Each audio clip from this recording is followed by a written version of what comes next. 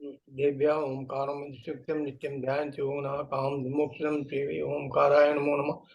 अग्रज शब्द हुआ प्रख्यात सकल भूतन मलकंका मुनि कृपास्ति हर्तों धुताम अज्ञानतिम्रांधानाम ज्ञानांजन चला गया चक्षुरन्मीलितं येन तस्मै श्री गुरुवे नमः। श्री परम गुरुवे नमः। परम्पराचार्य गुरुवे नमः। सकल विध्वंसकं तेषां परगुरुकं धर्म संबंधकं भवजीव मना प्रतिबोधकारकं पुण्यं प्रकाशकं पापं प्रणाशनम् शास्त्रं श्रीनाम मूलस्य ग्रंथकर्ता केशवकरण करता प्रगंधर्व तेषां वचनहंसार आचार कल्पनिष्ठुर आचार कुंदकुंदाचार रत्नम सोतारा सावधान तया सुनंतु मंगलम भगवान वीरो मंगलम गोतमौनि मंगलम कुंदकुंदारो जयेन्द्रमोस्तुनम वंदे सब सिद्धे ध्रुवमचलमणो वयम वयम पच्छे मोक्षामि तमः पाओ केवली केवली भणिदम।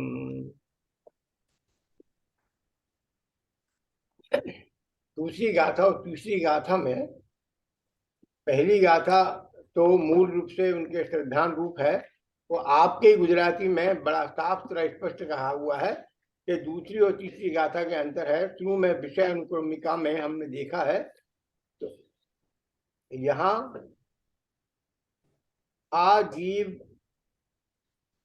अजीव रूप छह द्रव्यना लोक मां छह लोक मां एमा धर्म अधर्म आकाश काल ये चार द्रव्य तो स्वभाव परिणित स्वरूप पद छे। ये चार द्रव्य तो स्वभाव परिणित दिखा आपको अनुक्रम। नहीं, कहाँ पर, कौन सी गाथा? गाथा कोई सी नहीं है, विषयानुक्रमिका शुरू में आपका गुजराती ग्रंथ शुरू किया है उसके बिल्कुल शुरू में। Okay okay. हाँ, यहाँ विषय अनुक्रमिका है, पूर्व रंग लिखा हुआ है, गाथाएं शुरू हुई है। मिल गई। आजीव अजीब रूप छह द्रव्यमान लोक में एमा धर्म अधर्म आकाश काल ये चार द्रव्य तो स्वरूप वर्णित स्वरूप पद छे। हमें जीव पुद्गल द्रव्य ने अनादि काल के संयोगी विभाव परिणति पण छे। एम के स्पष्ट गंध वर्ण અને शब्द रूप मूर्ति पुद्गलों ने देखी आजीव राग द्वेष मोह रूप पर्ण में छे। मतलब पुद्गल के स्पष्ट गंध वर्ण को देखकर राग रूप पर्णमन कर रहा है। राग द्वेष मोह रूप पर्ण में छे। एमा एना निमित्त थी पुद्गल कर्म रूप शरीर ने जीव साथे बंधाय छे। ए प्रमाणे आ बन्नेनी अनादि थी बंद अवस्था छे। इस कारण से अजीब की अनादिकालीन बंद अवस्था है, ये बात को कहा। और अब ये जहां दूसरी गाथा शुरू हुई है, दूसरी गाथा और तीसरी गाथा में अंतर कितना है कि दूसरी गाथा में तो एकमात्र स्वभाव को, अब स्वभाव के दो रूप है, जीव का स्वाभाविक परिणमन रूप समय और वैभाविक परिणमन रूप समय। जीव को समय रूप से यहाँ दर्शाया है कि जीव समय है, कि वो जीव के दो अवस्था है, स्वाभाविक परिणमन रूप अवस्था और वैभाविक परिणमन रूप अवस्था। अब यहाँ तीसरी गाथा में जो समय शब्द से विवक्षित किया है, यहाँ छह द्रव्यों को समय शब्द से विवक्षित किया, ये अंतर है। अब छह द्रव्यों को क्यों किया और जीव, और इधर जीव को शुद्ध स्वभाव को समय कहा, अशुद्ध स्वभाव को पर समय कहा, और यहाँ छह द्रव्यों को क्यों उनने समय में गुंठित किया, दर्शाया, बतलाया, उसकी बात ये कहते हैं। एकत्व निश्चय गत समय सर्वत्र सुंदर लोकमा विसंवादनी है, पर बंध की यह कथा ही एकत्व में, कि जो एकत्व निश्चय गत जो समय स्वरूप है, उसके स्वरूप को छोड़कर अन्य रूप से उसके स्वरूप की व्याख्या करना, अन्य रूप से उसके स्वरूप का मेल करना, अन्य रूप से राग द्वेष आदि मोह विकारी भावों से परिणत होकर अन्य परिणाम रूप परिणमना, वो बंध कथा है और वो विरोधनी है और वो आचार्य श्री को प्रिय नहीं है, ये बात कही। तो यहाँ कहते हैं प्रत्येक पदार्थ अपने में ही शोभा पाता है, पर के साथ बंध की कथा मिलावट की है, बात विषमवाद पैदा करने वाली है। अतः यदि विषमवाद से बचना है तो एकत्व को ही अपनाना श्रेयकर है। कि विषमवाद से बचना है तो क्या करना, कि एकत्व को ही अपनाना श्रेयकर है। अब एकत्व रूप, तो उन्होंने कहा ये आगे चारों बात, यहाँ शब्द से सामान्यता सभी पदार्थ कहे जाते हैं। पहले में तो जीव की बात कही, अब यहाँ सबसे सभी पदार्थ कहे जाते हैं, क्योंकि जो एक ही भाव से स्वयं के गुण पर्यायों को प्राप्त हो उसे समय कहते हैं। समय की व्याख्या कागिरी ने, एक ही भाव से अपने स्वद्रव्य स्वगुण और पर्यायों में ही परिणमन करे उसे समय का है। तो यहाँ क्या कह रहे हैं, इस व्युत्पत्ति के अनुसार, इस व्याख्या के अनुसार धर्म अधर्म आकाश काल पुद्गल और जीव लोक के ये सभी पदार्थ समय शब्द से अभिहित होते हैं, माने समय शब्द से जाने जा सकते हैं, क्योंकि एकत्व निश्चय को प्राप्त होने से सर्व सुंदरता को पाते हैं। तात्पर्य ये कि ये सब अकेले ही शोभास्पद होते हैं, क्योंकि अन्य प्रकार से उनमें सर्व प्रकार से विषमवाद आता है। जैसे चार तो एकत्व में है, और ये पुद्गल और जो जीव है वो एकत्व में कैसे है, कि वो विभाव रूप परिणमन करते हुए या स्वभाव रूप परिणमन करते हुए। पुद्गल स्कंद रूप में विभाव रूप परिणमन करता है, और जीव रागद्वेष आदि मोह आदि विकारी भावों में विभाव परिणमन करता है। तब भी उसका द्रव्य शुद्ध है, गुण शुद्ध है, और पर्याय की परिणति रूप संतति शुद्ध है, क्योंकि वो निरंतर परिणमन करती है। अब जो बाहर की अशुद्धता है, तो जैसे गेयकृत अशुद्धता ज्ञान में नहीं आती है, दर्पण में बाहर के पदार्थों की अशुद्धता नहीं आती है, वो शुद्धता लिए हुए भी अशुद्धता को दर्शाती है।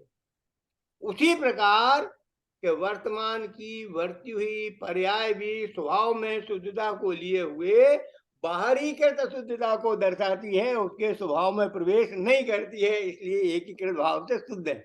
ये क्यों द्रव्यों की शुद्धता की व्याख्या आगे, शुद्ध क्यों है, कि वो अपने एकीकृत भाव को नहीं छोड़ती। ना द्रव्य ने द्रव्यपना छोड़ा, ना गुणों ने गुणपना छोड़ा, और ना ही गुणों ने अपने समय के स्वाभाविक परिणमन को छोड़ा। वैभाविक परिणमन की परिणति तो ऊपर करती भाव है, वैभाव की परिणति भी स्वभाव में प्रवेश करती नहीं, क्योंकि स्वाभाविक परिणति उसे कभी छोड़ती नहीं। इसलिए वैभाविक परिणमन का परिणमन होता हुआ भाव भी दर्पण तलेव सकला, दर्पण में प्रकाशित होते हुए बाहरी वस्तुओं की भांति प्रकाशित होता है, स्वभाव को कहीं भी हाथ नहीं करता है, इसलिए सभी परिणतियां स्वतंत्र। ये बात व्याख्या आपको एकीकृत भाव में मैंने बताई, ये विशेष था। तो पुद्गल ये छह द्रव्यों की शुद्धि की अवस्था ये बताई। अब चौथी गाथा में तो तब भूता, ये इसकी बात कही आचार्य ने, क्या है, जितना भी संसार का भ्रमण जीव को हुआ है और जो उसने सुनी समझी हुई बातें हैं, सबकी बातें, सबकी सुनी अनुभूत परिचित भोग बंधन की कथा उससे जुदा एकत्व की उपलब्धि केवल सुनम, कि उसने जो भी सुना है, परिचय किया है, देखा है, वो सब पर के संयोग से होने वाली दिशाएं हैं, इसलिए वो संसार में परिगण कराने वाली हैं। वो तेरे मोक्ष मार्ग के साधक नहीं है, हितैषी नहीं है, इसलिए तू उनमें मत रम मत जम, ऐसी बात इनमें यहाँ कही है। सब परिचित भूता, ये सब के द्वारा परिचित है, भूत है, अनुभूत है, भोग बंधन की कथा, यह तो विसंवादो, इसमें एकत्व का विसंवाद हो रहा है, स्वभाव का घात हो रहा है, ऐसी परिणत दिशा। तो ये विसंवाद की कथा अस्वभावनी है, संवाद की कथा स्वभाव की कथा स्वभावनी है, और विसंवाद की कथा अस्वभावनी है। अब पांचवी गाथा में जो कहा है, निज विभव से एकत्व ही दर्शा रहा कारण वर्णन, वो निकालो, समय सार मूल निकाल दो। वो इसमें इनका है ना, हुकुमचंद जी का तो बदला हुआ है। निज विभव से एकत्व ही दिखला रहा करना मनन, पर नहीं करता छल ग्रहण यदि हो कहीं कुछ स्थल। आचार्य श्री कहते हैं कि मैं दर्शाऊं एक विभक्त को आत्मा तड़े निज विभव से, दर्शाऊं तो करना प्रमाण न छल ग्रहो स्थल नाग। आप ये उपोद्घात ले लीजिए, ये जैसे कि तीसरी गाथा से हमने चौथी गाथा में प्रवेश किया, चौथी से पांचवी में, तो ये जो उसका जो कड़ी लिंक बनती है ना, वो आप थोड़ा सा इसके ऊपर विशेष ले करके फिर अपन चले। ठीक है। हाँ, तो ये जैसे कि अपन यहाँ पे चौथी गाथा में एकत्व की बात कहाँ से आ गई, तो कि भाई ये इस तरह से आपने जो समझाया ना कि हाँ एकत्व में रहना ही देखो, शोभास्पद है, आचार्य को जी, प्रिय है, इस प्रकार अब से। इस चौथी गाथा में ये स्पष्ट करते हैं कि काम भोग बंध की कथा तो सुलभ है। क्यों है सुलभ? के पर द्वारा एकत्व व्यक्त भगवान आत्मा की बात सभी को सहज सुलभ नहीं है। कि इसने काम भोग बंधन की कथा तो सबकी सुनी, अनुभूत परिचित भोग बंधन की कथा, पर से पृथक एकत्व की उपलब्धि केवल सुलभ ना। कि इसने जीव ने अनादिकाल से आज तक, जब ये जीव के स्वभाव की बात चलती है तो स्वाभाविक दशा के दो रूप सामने आते हैं। एक स्वाभाविक परिणमन रूप दशा, एक वैभाविक परिणमन रूप दशा।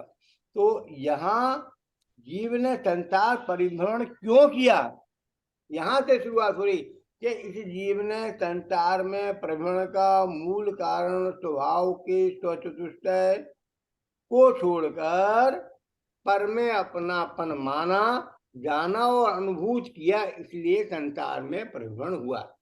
इस आधार से इसके गमनागमन की कथा जो लोकालोक में परिणित है उसकी बात चली है कि लोकालोक में ये जीव संसार में परिभ्रमण क्यों कर रहा है। उसका कारण है कि स्वभाव के मूल स्वरूप को भूलकर पर में अपनापन मानकर संसार में परिभ्रमण कर रहा है, इसलिए ये बात कही।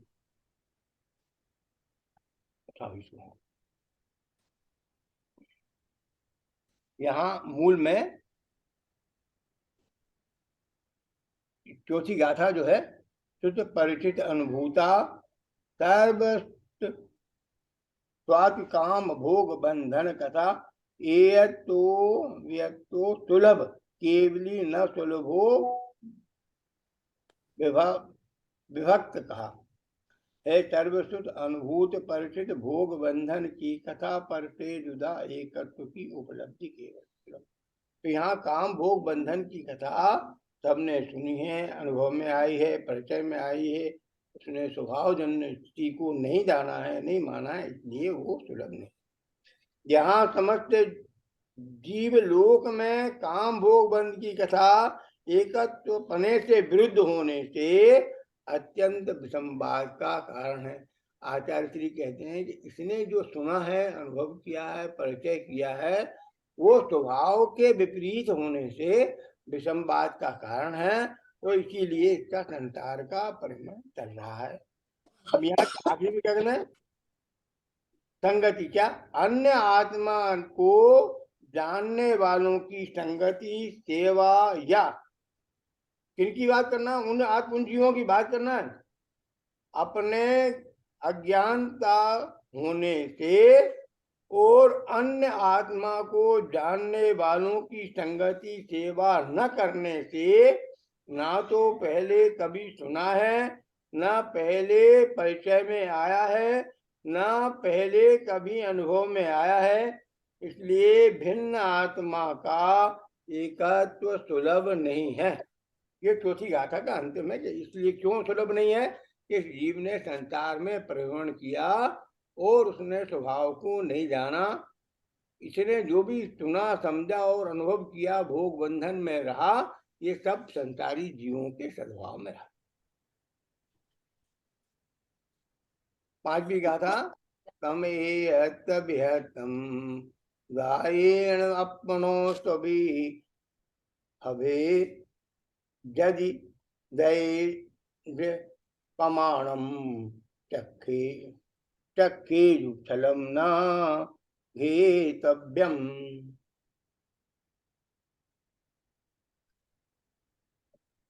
दर्शाऊं एक विभक्त को आत्मा तणे निज विभव से, दर्शाऊं तो करना प्रमाण, न छल ग्रहो स्खल ना बने। उस एकत्व भक्त आत्मा को मैं अपने निज वैभव से दर्शाता हूं। यदि मैं दर्शाऊं तो प्रमाण करना, और यदि कहूं कहीं चूक जाऊं, और यदि कहीं चूक जाऊं तो छल ग्रहण नहीं करना। ये आचार्य श्री कहते हैं कि मैं तो अपने निज वैभव द्वारा, मैं अपने मन वचन काय की स्थिरता करके अपने निज वैभव द्वारा वस्तु के स्वरूप को दर्शा रहा हूं। यदि तेरे को दर्शा पाऊं तो उसे तू सहज अंगीकार करना, और यदि कहीं नहीं बता पाऊं तो तू आत्म कल्याण के मार्ग को छोड़कर भ्रमित मत होना। अपने आत्म कल्याण का मार्ग प्रशस्त करना। दर्शाऊं तो ठीक, और न दर्शा पाऊं तो उस स्थिति को जानकर, अपने स्वभाव के परिणमन को जानकर, स्वरूप रूप परिणमन जानकर तू इस स्खलन को प्राप्त मत होना, छल ग्रहण मत करना, तू गिर मत जाना, स्वभाव से च्युत मत हो जाना। ऐसी बात आचार्य श्री कहते हैं। आचार्य कहते हैं कि जो कुछ मैं आत्मा का निज वैभव, उस वैभव से इस एकत्व भक्त आत्मा को दर्शाऊंगा, ऐसा मेरा व्यवसाय अर्थात उपक्रम है, निर्णय है। कैसा है कि मेरा आत्मा का निज वैभव इस लोक में प्रकट समस्त वस्तुओं का प्रकाशक और त्याग पद की मुद्रा वाला जो शब्द ब्रह्म अर्थात अरहंत अहंत का परमात्मा, उसकी उपासना जिसका जन्म हुआ है। मेरा स्वात्म क्या किसका, कि जिसका जन्म अरहंत की उपासना से हुआ है। त्याग का अर्थ है कथनचित, अर्थात किसी प्रकार से, किसी अपेक्षा से कहना। परमागम को शब्द ब्रह्म कहने का कारण ये है कि, क्यों शब्द ब्रह्म, क्योंकि अरहंत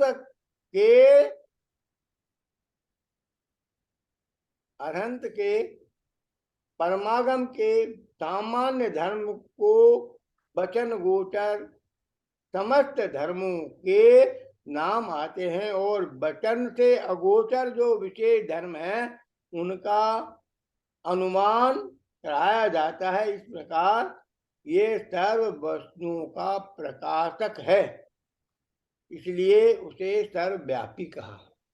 ये जिनवाणी कहती है कि सर्वव्यापी है, इसलिए उसे शब्द ब्रह्म कहते हैं।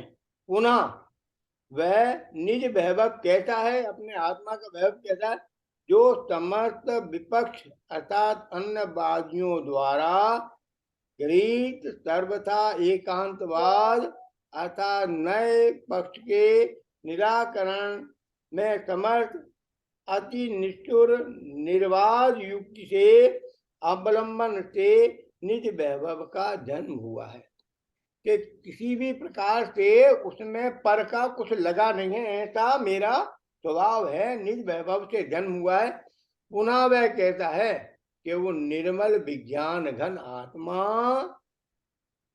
निर्मल विज्ञान घन आत्मा निमग्न, अंतर निमग्न माने अंतर में उड़े उड़े उतरा हुआ, कि अंतर में, ये शब्द आपके अंतर निमग्न का गुजराती में शब्द दिया हुआ है, वो विशेष शब्द है अंतर निमग्न। अंतर ओढ़िए, अंतरमा ओढ़िए, कि ओढ़िए माने गहरा जमा हुआ, अंतरमा ओढ़िए है। परम गुरु सर्वज्ञ देव और अपरम गुरु गणधर देवादि से लेकर हमारे गुरु पर्यंत तक उसके प्रसाद रूप से दिया गया है। जो शुद्ध आत्म तत्व का अनुग्रह पूर्वक उपदेश, उससे निज वैभव का जन्म हुआ है।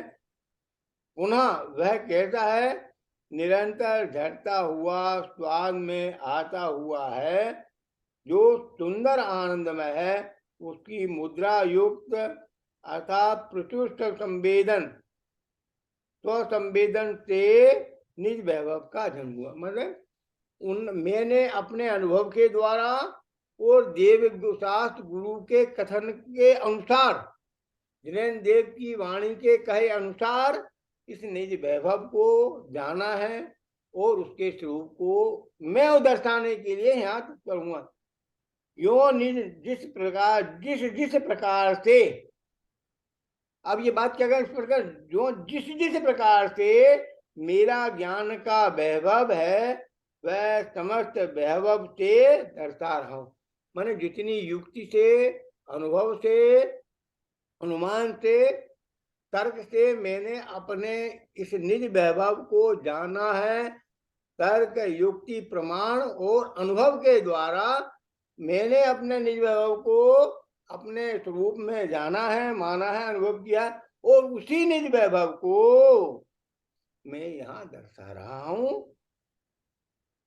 मैं जो यह दिखाऊंगा तो उसे स्वयमेव अपने अनुभव प्रत्यक्ष से, अब यहाँ आचार्य श्री के रंग में जो दिखा रहे हो वो सहज अंगीकार मत कर लेना कि तुम भी अनुभव से, अपने अनुभवों से प्रत्यक्ष तर्क के द्वारा, अनुभव के द्वारा कसौटी पे कसना, और यदि तुझे हितकर लगे, कल्याणकर लगे, अपना संसार का अभाव उससे होता दिखे तो उसे स्वीकार करना। तो प्रत्यक्ष में परीक्षा करके प्रमाण करना, और यदि कहीं अक्षर, मात्रा, अलंकार, युक्ति आदि प्रकरणों में क्या अक्षर की भूल हो जाए, मात्रा की भूल हो जाए, अलंकार आदि के द्वारा स्पष्टीकरण न हो, युक्ति के द्वारा मैं न बता पाऊं और तू अनुमान युक्ति से लगा लेना, और यदि प्रकरणों से चूक जाऊं तो छल अर्थात दोष ग्रहण करके करने में सावधान मत होना, अर्थात दोष ग्रहण मत करना। सात समुद्र के बहुत से प्रकरण हैं, इसलिए यहाँ स्वसंवेदन रूप अर्थ प्रधान है, इसलिए अर्थ की अपेक्षा परीक्षा करनी चाहिए। यहाँ आचार्य देव सीख देते हैं कि मैं तो अपने निज वैभव द्वारा वस्तु के स्वरूप का कथन गुरु परंपरा से आचार्य की देशना के अनुसार करूंगा, और तू भी अपनी परीक्षा करके तर्क युक्ति के द्वारा उसको कसौटी पे कसना, और यदि तुझे भला जानकर हितकर लगे तो उसे स्वीकार करना, छल ग्रहण मत करना। ऐसी पांचवी भावना, पांचवी गाथा का उद्देश्य है। अब इसकी बात आगे छठी गाथा की बात करते हैं। न विहोदी अपगतो, न विहोदी अपमरु, न पमपोग जगो दुगो भावो, एवं भणन्ति शुद्धो दोषो सुदूषो सेव, नहीं अप्रमात्र प्रमात्र नहीं जो एक जायक भाव है, श्रीत शोध कहाय अरु हो ज्ञात वो तो हो ही है। छठी गाथा में आचार्य श्री पर्यायों से दूर स्वाभाविक दशा का वर्णन करते हुए बताते हैं कि वो निज वैभव कैसा है, मेरा अपना अपूर्व खजाना कैसा है, जिसे आचार्यों ने, भगवंतों ने अनंत सुख का साधन जानकर उसे अंगीकार किया है। तो वो कहते हैं कि नहीं प्रमत्त नहीं अप्रमत्त जो एक गायक भाव है, वो प्रमत्त भी नहीं है और अप्रमत्त भी नहीं है। प्रमत्त माने जो होता राग आदि विकारी सहित, प्रमाद सहित, अप्रमत्त माने अप्रमादी हो। तो मतलब जो छठे सातवें गुणस्थान प्रमत्त अप्रमत्त नहीं, जो एक गायक भाव, जो रागादि भाव, मोहादि विकारी भावों से रंजायमान भी नहीं है और रंजायमान भी नहीं, क्योंकि ये दोनों प्रतिपक्षी दशाएं हैं। इन दोनों से विरुद्ध जो स्वयं अपने से ही सिद्ध होने से अर्थात किसी से उत्पन्न हुआ न होने से। वो त्रैकालिक स्वभाव कैसा है जीव का? वो किसी कर्म के उदय से प्राप्त हुआ नहीं है, वो किसी ने हमें दिया नहीं है, वो हमारी स्वयं की धरोहर है। वो हमें कहीं से मिला हुआ नहीं, इनाम में, दीक्षा में, भिक्षा में, भीख में मिला हुआ नहीं है। और वो तेरे पुरुषार्थ से नहीं आया, वो सहज तेरा स्वभाव है जो तेरे साथ अनादिकाल से एक साथ बंधा हुआ है, किसी से उत्पन्न हुआ नहीं है, अनादि सत्ता रूप है, जिसका कभी अभाव नहीं होगा, जो कभी कहीं से आया नहीं, जो आदि अनंत काल तक, सादि अनंत काल तक तेरे साथ रहने वाला और कभी विनाश को प्राप्त नहीं होगा, जिसमें किसी कर्म का बाधा नहीं है, किसी कर्म के संयोग से प्राप्त हुआ नहीं है, किसी जिसके या किसी का दिया लिया नहीं, तो वो तेरे साथ कैसा सादि अनंत काल तक रहने वाला तेरा नहीं है। और जो अविनाशी है, विनाशी नहीं है, अनंत है, नित्य उद्योत रूप है। उसकी विशेषता कैसे? अपना निज भाव कैसा अनंत है, अर्थात अंत रहित है, नित्य उद्योत रूप है, भ्रांति शुद्ध, मतलब जो शुद्ध आचार्यों ने शुद्ध का भ्रांति शुद्ध जदो जो दो तो तेव।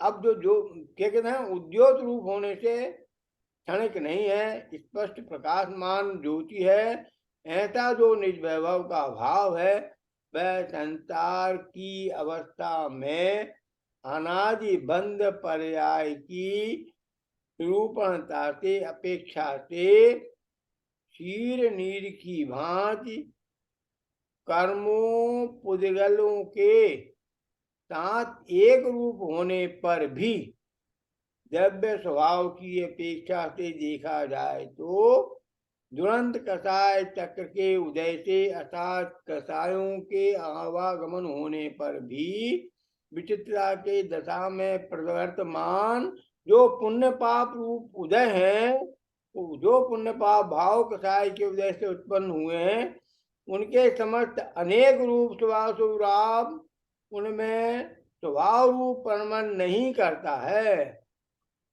मतलब ज्ञायक भाव रूप है, जड़त्व रूप नहीं होता, इसलिए प्रमत्य भी नहीं।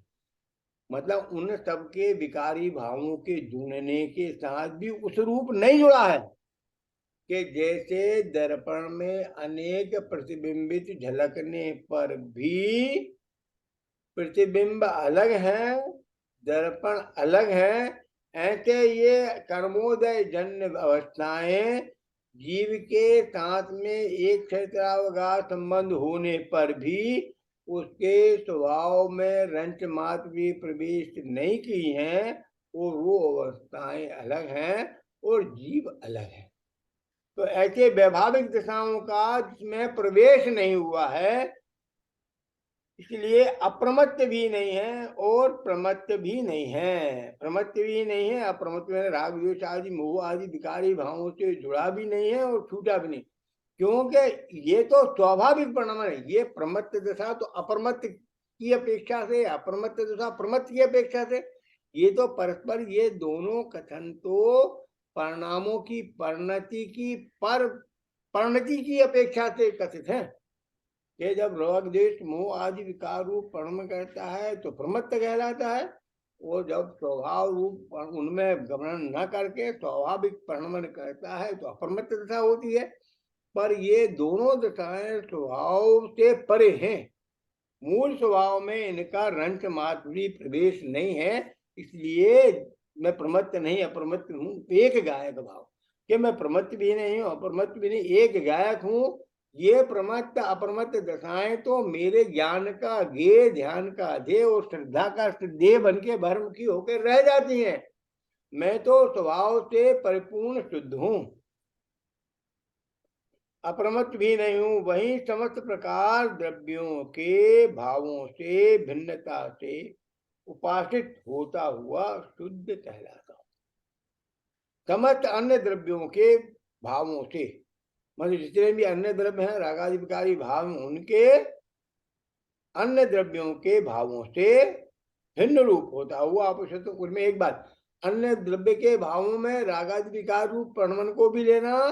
वो अन्य द्रव्य जो है, जो पांचों द्रव्य अन्य द्रव्य, उनसे भी मेरा स्वभाव अलग है, उन जैसा स्वभाव ही नहीं। तो एक अपेक्षा तो अपने कर्म उदय से होने वाली विकारों से भिन्न करना, और दूसरी अपेक्षा क्षयों द्रव्यों से भिन्न करना, ऐसा मेरा त्रकालिक स्वरूप पड़ा हुआ है। और जैसे दाह, देखो अब उदाहरण भी कितना प्यारे, दो उदाहरण दिए हैं आप गुजरात में, दो दिए हैं, इसमें एक है कि दो मालूम नहीं। और जैसे दाह अर्थात जलने योग्य पदार्थ के आकार होने से अग्नि को दहन कहते हैं, तथा उसमें दाहकृत अशुद्धता नहीं होती। कि अग्नि जलती है कहाँ, दहन होता है कहाँ, दाहकृत अशुद्धता आती कहाँ है, कि वो आती है पुद्गल द्रव्य में। वो दाहकृत अशुद्धता आती है पुद्गल द्रव्य के उस पदार्थ में आती है, जबकि वो अग्नि तो निर्मल है, अग्नि में रंच मात्र भी मलिनता ने प्रवेश नहीं किया, दाहकृत अशुद्धता नहीं आती है। उसी प्रकार गेयाकार होने पर भी, उसी प्रकार गेयाकार होने पर भी कि पर पदार्थों का ज्ञान में झलकन होने पर भी, उन राग द्वेष मोह आदि विकारी भावों के प्रभावित होने पर भी, ज्ञेयाकार होने पर भी उस भावों के साथ ज्ञायक की प्रसिद्धि नहीं है। ज्ञायक तो अपने स्वभाव में प्रसिद्ध है, ज्ञायक अपने स्वभाव भाव में प्रसिद्ध है, तथापि उसमें ज्ञेय का अशुद्धता नहीं है, क्योंकि ज्ञेयाकार अवस्था तो ज्ञायक रूप में ज्ञान में आई है। स्वभाव वह स्वरूप प्रकाश तत्व की अर्थात स्वरूप को जानने की अवस्था में दीपक की भांति दिखाई देती है। कर्ता कर्म का अनन्यपना होने से ज्ञायक ज्ञायक ही है, स्वयं जानने वाला है, इसलिए स्वयं कर्ता होकर अपने को जाना, इसलिए स्वयं ही उसका कर्म है। जैसे दीपक घटपट आदि प्रकाश को प्रकाशित होने से अवस्थाओं में दीपक है, तथापि अपने को भी ज्योति से प्रकाशित करता है, इसलिए दीपक को दीपक कहते हैं, अन्य कुछ भी नहीं कहा जाता। उसी प्रकार ज्ञायक को समझना, इसको गुजराती में बहुत अच्छे ढंग से दिया हुआ है, आपकी गुजराती में गाथा इसको निकालें, इसमें बड़ा अच्छा स्पष्टीकरण दिया है गाथा का। पहले अपन ये इसका खुलासा कर ले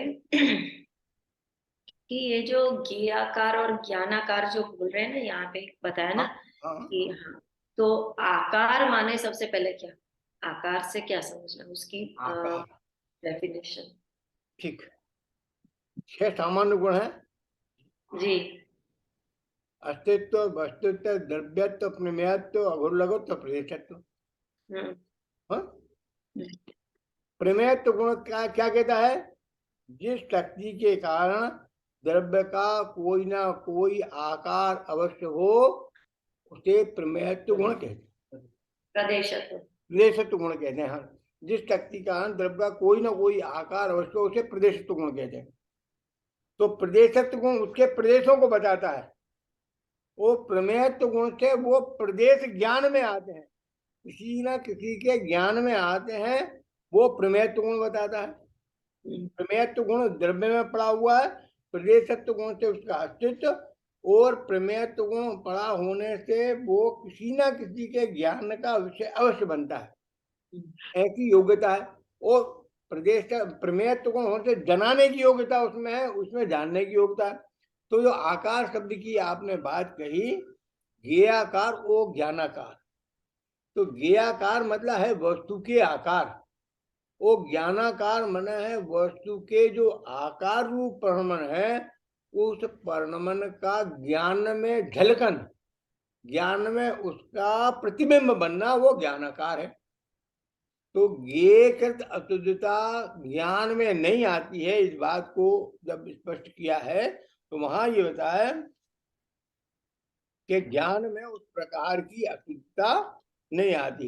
यहाँ है सर्व पदार्थों से भिन्न एवं चैतन्य પરમાત્મા સ્વરૂપ પોતાના આત્માની કથન જ્ઞાન પોતાને તો પોતાની थी कही जाए थे कि ज्ञान अपने आप को जानता है, अपने आप स्वभाव को जानता है। इसलिए आप चाहे भावार्थ शुरू से पढ़ लें, ये गाथा पांचवी जो अपन पढ़ना है, तीसरी चौथी गाथा छोड़ के पांचवी गाथा पढ़ना है, इसको आप चाहें तो इसमें बहुत अच्छे ढंग से लिया हुआ है। यहाँ से मैं आपको यहाँ ऊपर पांचवी प्रश्न है, प्रश्न 13 है, उसके ऊपर से अने जीवा आत्मा ने जनायना कारुणी संभव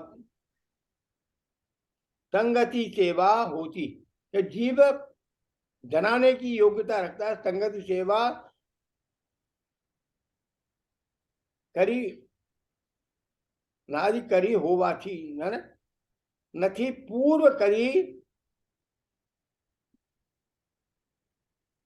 नहीं नहीं, आप वो तो आप चौथी गाथा की टीका का अंतिम पैराग्राफ पढ़ रहे हैं। हाँ हमें हाँ, आप हमें कौन सा वाला पढ़ना है? छठी गाथा। अच्छा, छठी गाथा। हाँ, छठी गाथा जो है ना, वो 16 नंबर का पेज होगा, जिसका भावार्थ अगर हम पढ़ते हैं। पढ़िए। छठी गाथा का भावार्थ पढ़ना है। हाँ हाँ।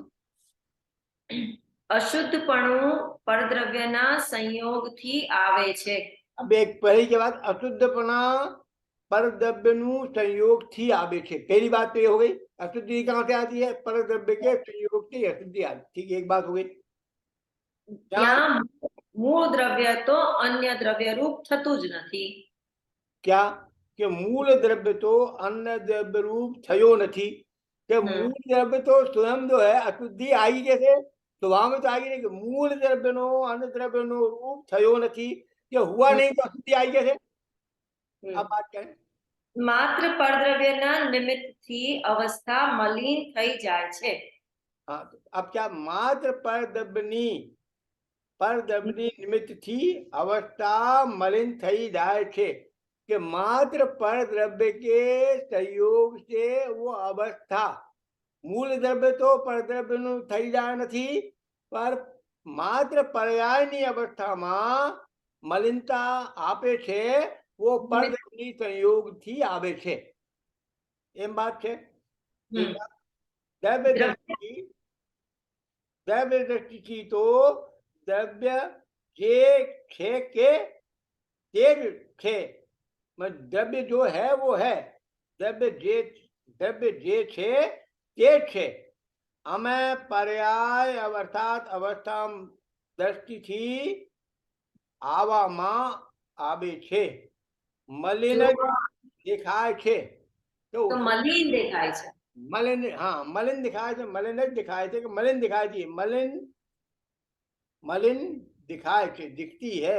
ये रीते आत्मा नो स्वभाव व्यायक पण मात्र छे।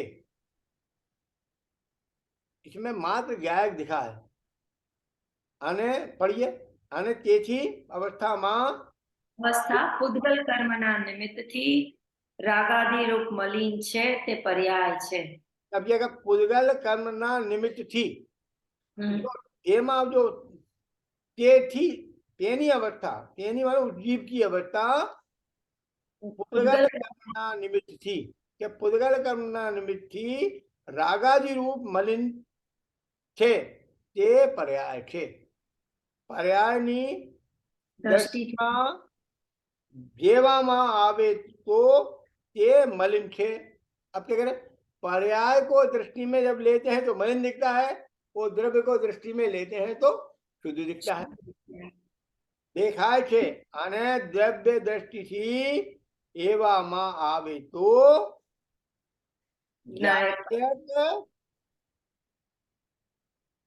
જ્ઞાયકપના તો જ્ઞાયકપના ही है, कहीं जड़पणું થયું નથી।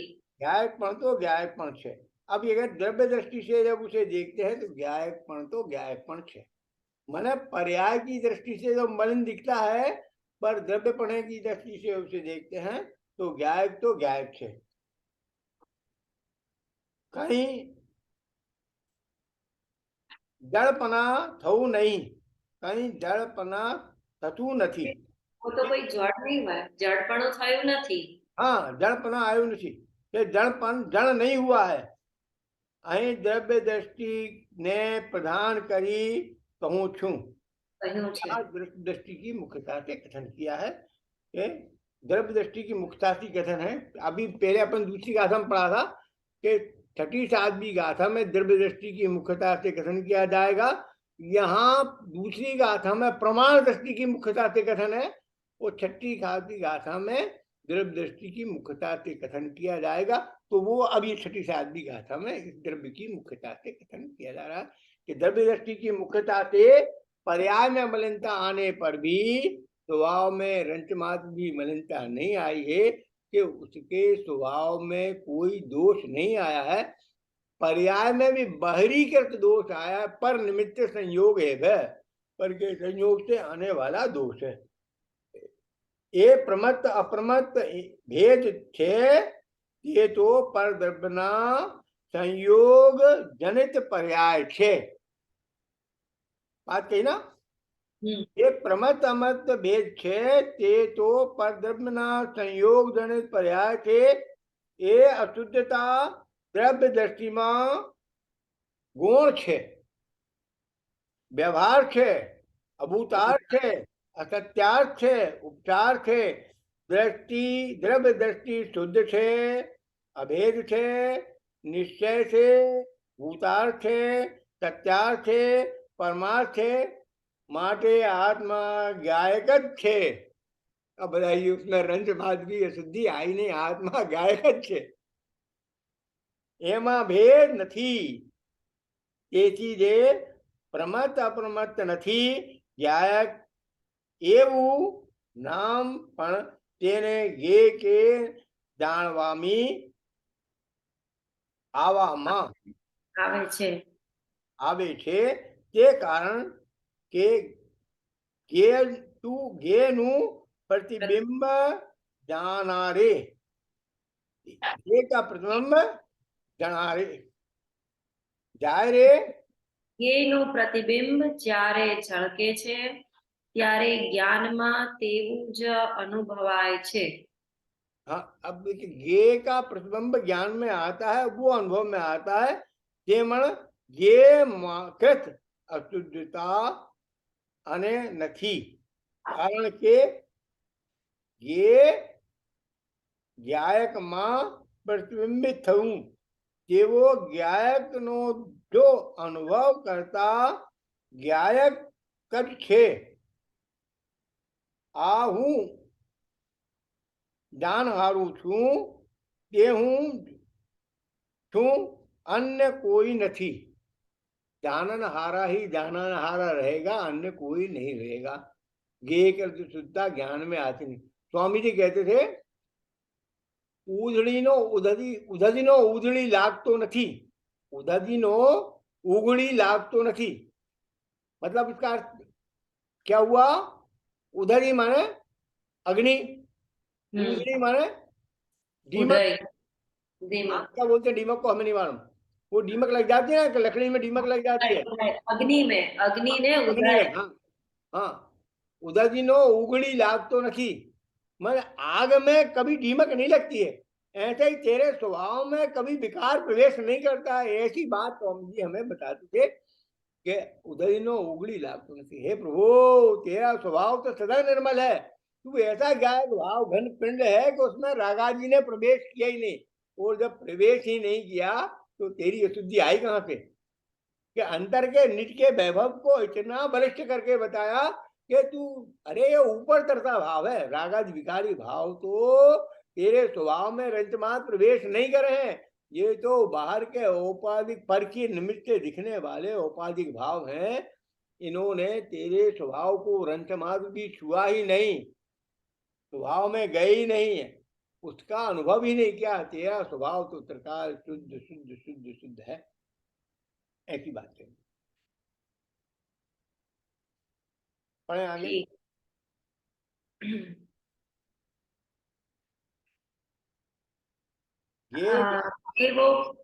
એવો પોતાને પોતાનો અભેદરૂપ અનુભવ થયો ત્યારે એ જાણવારૂપ ક્રિયાનો કર્તા પોતે જ છે.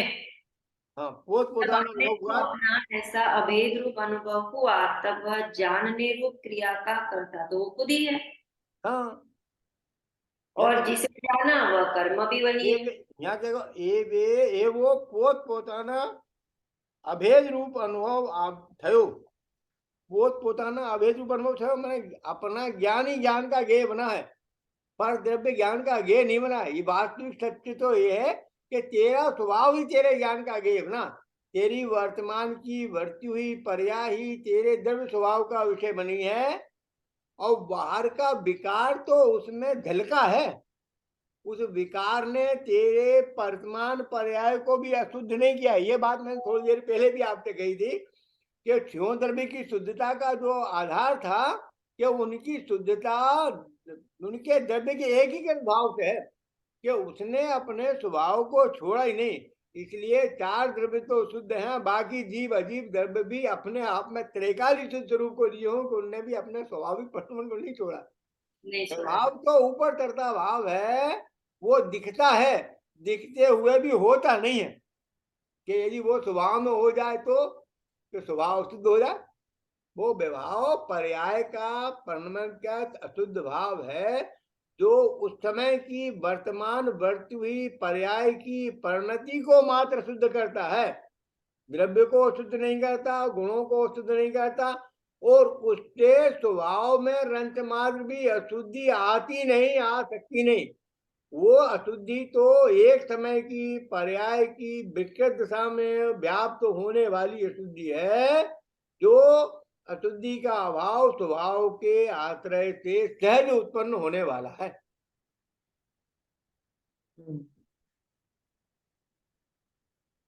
हमें अनेक रूप अनुभव थयो त्यारे ए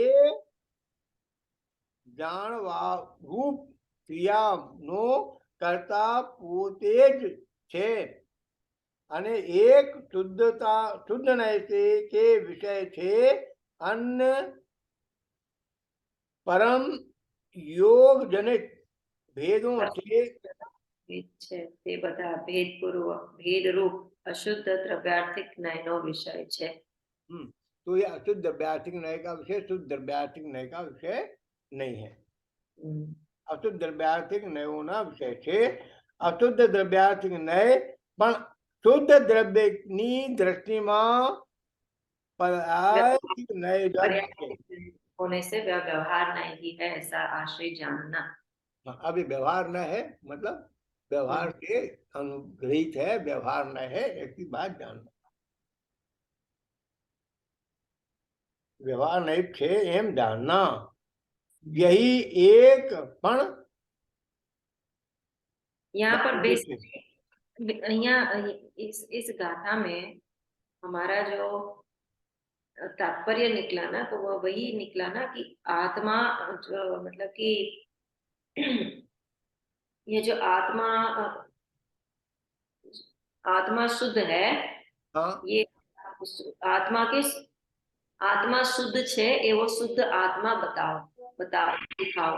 तो जो हाँ। आत्मा शुद्ध है तो वो किस प्रकार से शुद्ध है, किस प्रकार से हम आत्मा को शुद्ध जाने, यही क्वेश्चन। हाँ, ये बात जो किस प्रकार से आत्मा को शुद्ध जाने, तो आचार्य श्री कहते हैं कि द्रव्य दृष्टि से आत्मा के स्वरूप को देखते हैं तो आत्मा शुद्ध दिखती है। गुणों की अपेक्षा आत्मा में होने वाले प्रत्येक समय के अनंत गुणों के परिणमन की अपेक्षा से देखते हैं तो वो शुद्ध दिखती है, और पर्याय की स्वाभाविक पर्याय की अपेक्षा देखते हैं तो शुद्ध दिखती है।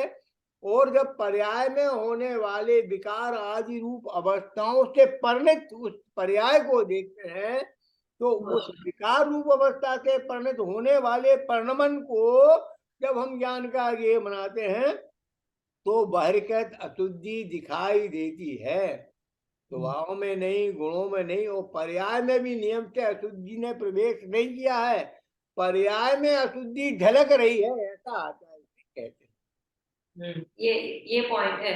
हाँ। पर्याय नहीं है, पर्याय में अशुद्धि झलक रही है पर के निमित्त। जैसे दर्पण में अशुद्धि बाहर की झलकते हुए होते हुए भी दर्पण अशुद्ध नहीं हुआ। दर्पण की स्वच्छता ही उस अशुद्धि को दर्शाने वाली है। ऐसे तेरे स्वभाव की स्वच्छता ही, स्वभाव की निर्मलता ही, स्वभाव की शुद्धता ही तेरी वर्तमान पर्याय के परमन के बहिर्मुखी रूप में अशुद्धता को दर्शा रही है। इस बात के द्रव्य की शुद्धि और द्रव्य की पुष्टि होती है कि तेरा द्रव्य आज भी शुद्ध था, अनादि से शुद्ध है और आज भी शुद्ध है। वो अनादिकाल तक शुद्ध रहने वाला द्रव्य की ही मुख्यता से ये आचार्य श्री की कथन है। क्योंकि ये अभी जो गाथा चल रही है तो छह द्रव्यों की शुद्धि की अपेक्षा, एकीकरण भाव की अपेक्षा की मुख्यता से गाथा है, छठी सातवीं गाथा उसी दृष्टि से, इसलिए उसमें अशुद्धि को स्वीकार नहीं किया है। बहिर्मुखी परिवर्तन में अशुद्धि दिखाई देने पर भी उस अशुद्धि का प्रवेश तेरे शुद्ध स्वभाव में नहीं हुआ है, ये दर्शा के तुझे अभी अपने अंतर आत्मा के प्रति मजबूत कर रहे हैं, कि स्वभाव के प्रति तेरी रुचि बढ़ा रहे हैं, कि तू चाहे तो अपनी दृष्टि निज की निधि में देखने से अपने आप के वैभव को पा सकता है। ऐसी बात यहाँ छठी सातवीं गाथा में आचार्य श्री ने की है कि तू अपने, अब मैं अपने वैभव को अपने स्वभाव में देखूं तो अनंत सुख का रस स्वादन कर सकता हूं। ऐसी शुद्धता का स्वरूप आचार्य श्री यहाँ छठी सातवीं गाथा में स्वभाव की दृष्टि से आत्मा के स्वरूप को बताते हैं और सुखी होने का परम उपाय बताते हैं। ऐसी मंगल भावना से विराम। जय। अब आपको कुछ नीचे पूछना पूछ लें। हो गया? हाँ, नहीं हाँ, आज तो बोले ही नहीं, बहन भी कुछ कह रही हो तो कहें। हाँ जी, बहुत अच्छा लगा, बहुत समझ में